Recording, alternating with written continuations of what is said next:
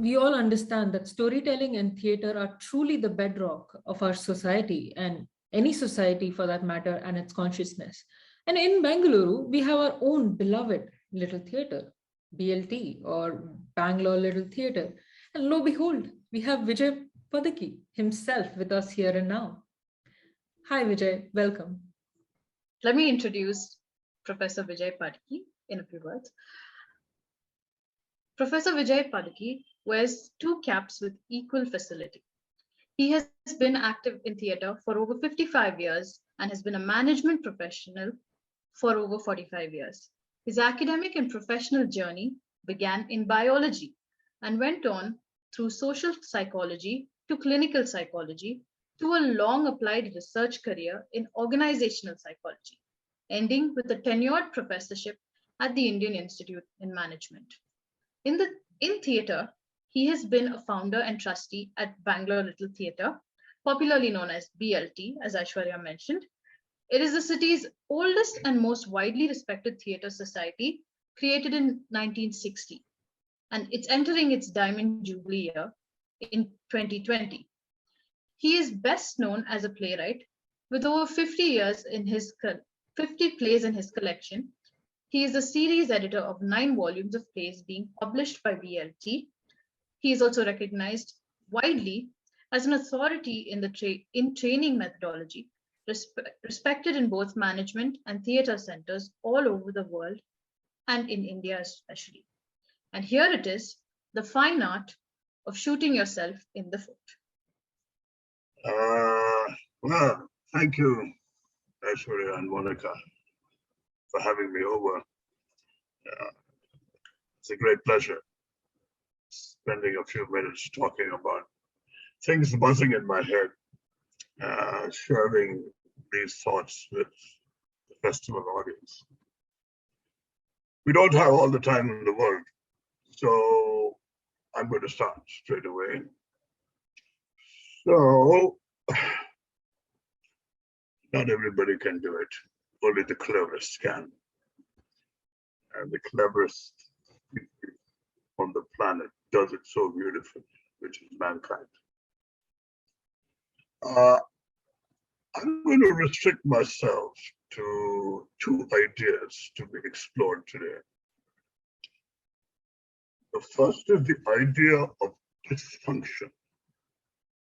Dysfunction in systems. I'm not going to make this a lecture on systems, but I hope you will soon understand how I'm using the word system and systems as we proceed. And the related idea is the idea of self-governing systems. Is it possible that systems govern themselves without an external driver or an external boss? Several other ideas get connected to these two in a very natural way. We don't have time to cover all of those ideas today, but most of our exploration will be around these 2 main ideas. Now, functions. It's one of the first buzzwords the architect learns, very first year of your training. Form follows function, etc. Incidentally, it is also the same in the discipline of organizational design and development, where I spent many years of my life.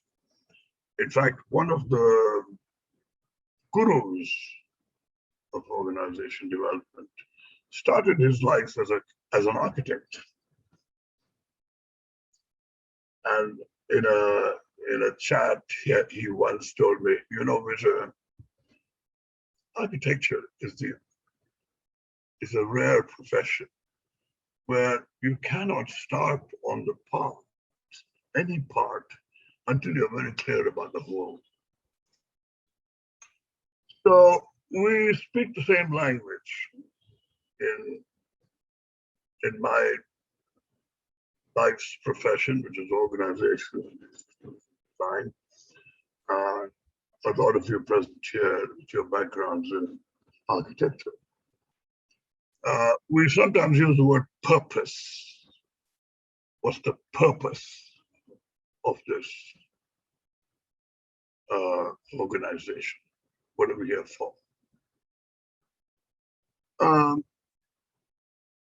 And purpose can, for a more perceptive and insightful leadership, is often much more than the bottom line. It's much more than profit. Returns for the shareholders. For instance, let me give you a couple of real examples of very forward-looking corporate bodies. People who are there making things and selling things and earning revenues. Now here's one. Enhancing quality of communications in human transactions. This is put down as a purpose of the organization. Or here's another one, equal opportunities for all in societal transactions. We're in that business which helps equity, equal opportunities for all.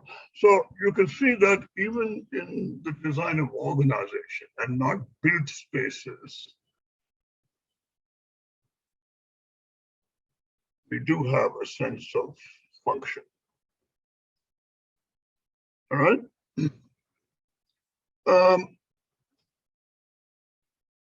Of course, you recognize that there's a difference between function in nature-made systems and human-made systems.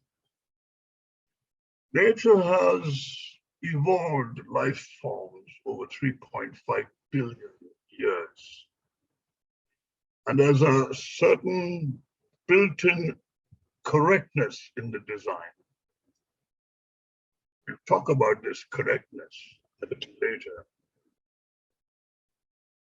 It just works and it does what it is designed to do. In human-made systems, you have a problem because it's what we believe we want to do. It's what we believe is right. It's what we believe is good. So there is, whether we state it in so many words or not, there is the inevitable notion of what is good and healthy for us. This leads to long-term problems, especially in sustainability. Examine this as we proceed. Function and dysfunction, we appreciate function only when we experience dysfunction. Till then, it's taken for granted. We don't really worry about what the function is. What's the function of your bladder? What's the function of your kidneys? We don't think about it until we find there's a problem. And the doctor says, look, you better do something about this. And then we realize that the dysfunction cannot be talked about without an understanding of function. And we can come to grips with dysfunction only when we understand function. My own training many years ago in clinical psychology helped me to understand dysfunction. And through that, the importance of learning what is function. Now, I want to share with you a clinical perspective to dysfunction. It applies to individuals, it applies to organs in your body, it applies to offices, it applies to communities, it applies to organizations as well. Now, it is what has served me well over many, many years of actual practice in organization design. It's a three-tier analysis of functioning systems. And the term used often for this system view is called fields within fields. A system within a larger system, within a larger system, and so on. So think of the smallest system unit, for example, the individual. All right?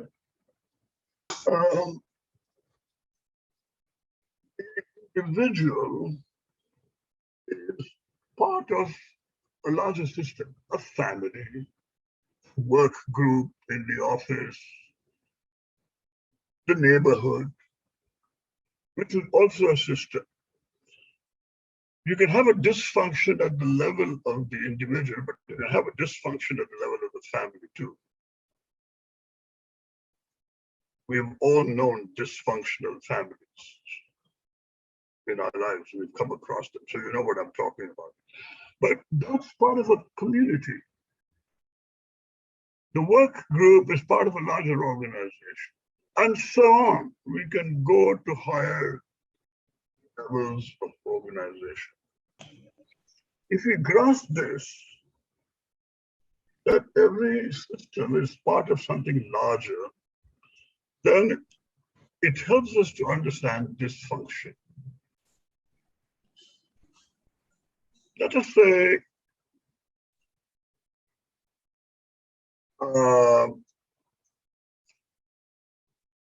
Mr. X has just had an attack of jaundice, hepatitis.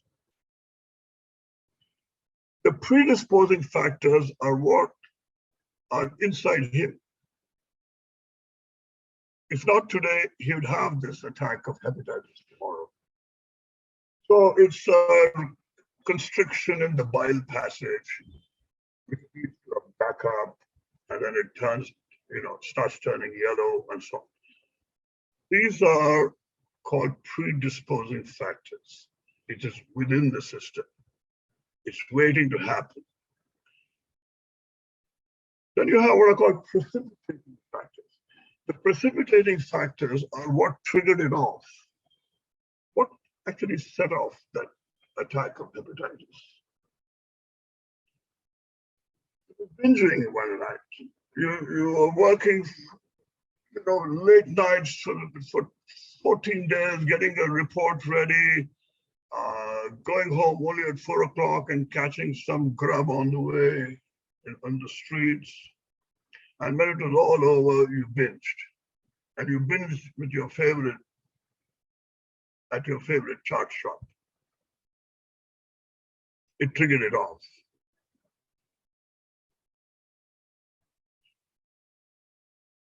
And then you have what is called the maintaining factors.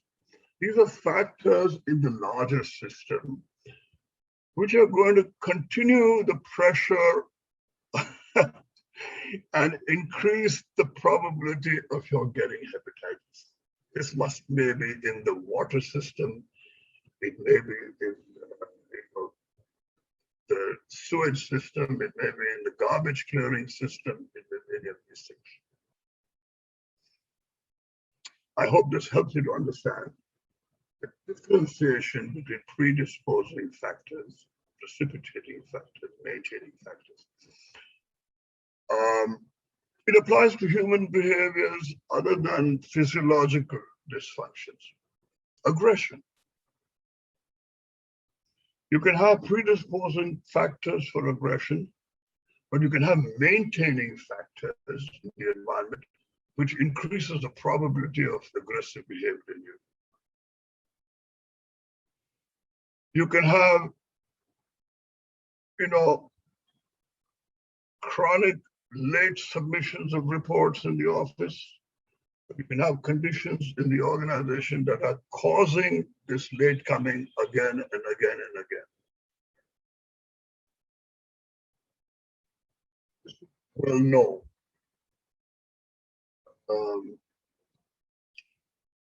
In my work,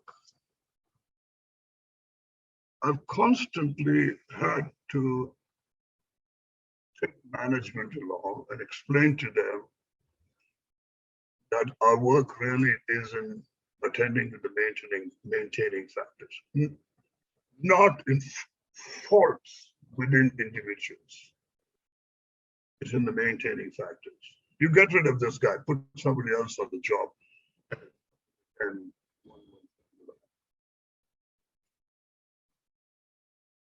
so our work is to enhance purpose, function at every system level. Each higher system level impinges on the component lower system level. And our job is to enhance good function at all levels. That's really our work. And I don't see how it's different in the built spaces, built environments. It really is the same. But the natural question, where do the maintaining factors come from? How did they suddenly appear there? They're human-made. We are responsible for creating environments which have elements of dysfunction, which are actually maintaining dysfunction. They're human-made. So the so-called superior intellect of the human species gives us a man-environment bind. Human behavior influences the environment, and the environment influences human behavior. It's a cycle. And this becomes a spiral over time. It becomes stronger, more reinforced, more deadly, with more elements involved.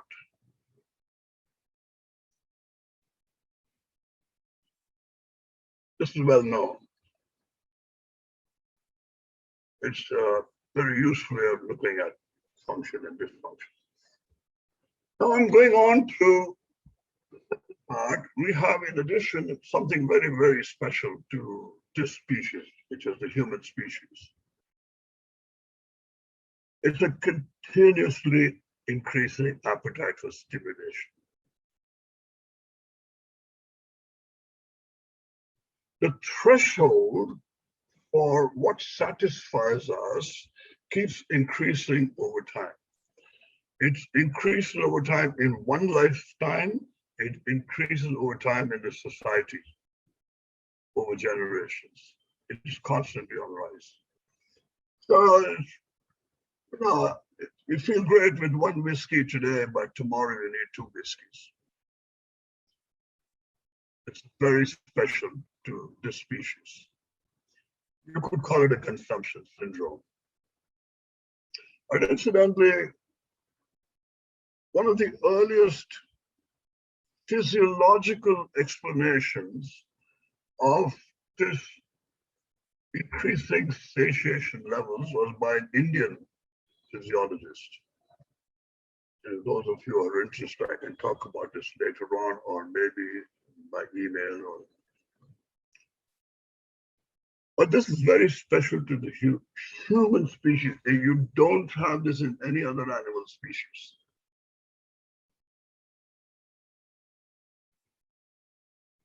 So the human species becomes a product of nature and yet distanced from nature. How did we get that way? How did we become that way? This takes us to the idea of homeostasis. What is homeostasis? Some of you will be familiar with the term. Some of you coming across for the first time. The basic idea is very simple. It's maintaining a steady state. All right? In biological systems, in engineering systems, maintaining a steady state of oxygen levels, maintaining a steady state of blood sugar In engineering system, it's the thermostat that does it as an example. Water heats beyond a point, it switches off, then it cools. When it drops beyond the point, it switches on. So the thermostat keeps it in a steady state. What does it do? Maintains balance in the function. Keeps the fluctuations within a limited and predetermined bandwidth. That's what it does. What if the balance is lost?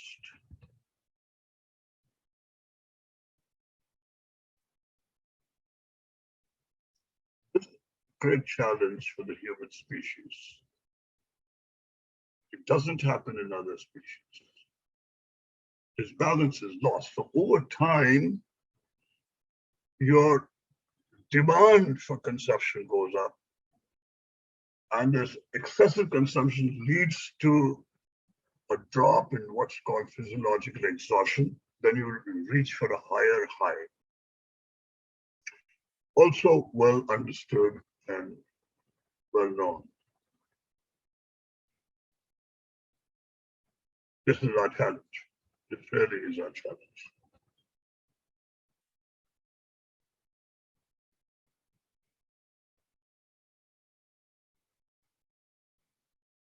So we retain homeostasis in our biological functions. Even there it's disturbed.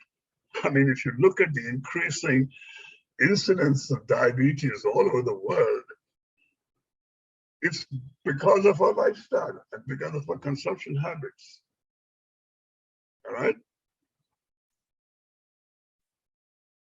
We think we have managed to retain homeostasis in our biological function. Okay, but it's lost in socioeconomic functions, completely lost. Human is the only species that takes more and more from all plant and animal species in nature without giving back to nature.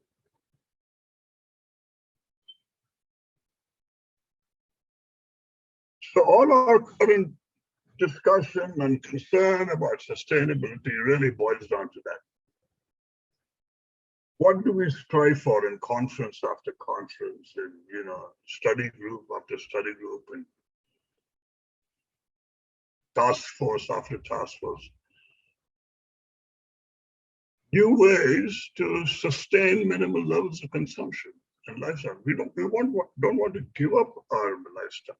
We want to find new ways to maintain it and keep the supply going. Not sustainable. So back to the problem of a superior intellect, the bigger brain, the superior intellect. The human intervenes in natural systems and disrupts systemic wholeness, resulting in man-made dysfunctions. What you see out there is because we made it.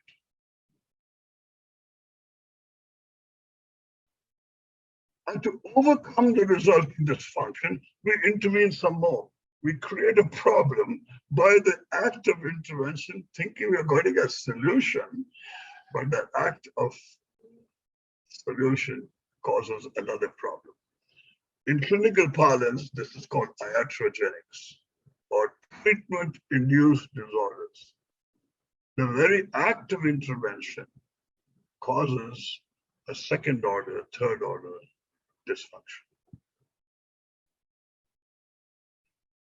This leads to the question, very serious question. Is it possible that the human species is a mistake? Nature's mistake. Lots of species along the long road of evolution dropped out because they didn't fit ecologically with the environment. when they didn't fit in ecological terms, they became extinct. But the human species has managed, because of the superior intellect,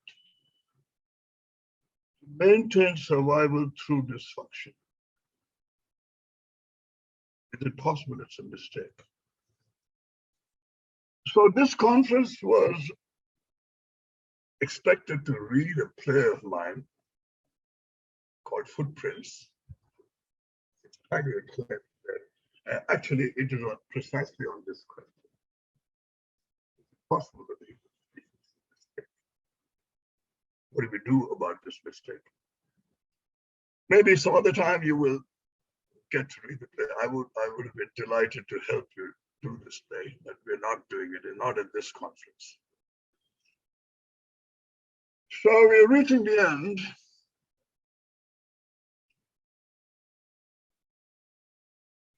This is where we are.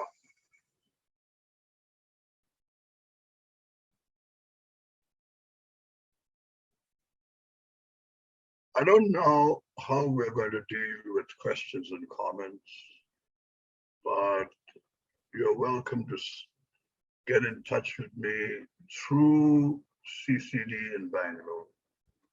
I'd be happy to receive your questions and comments. I'm going to stop.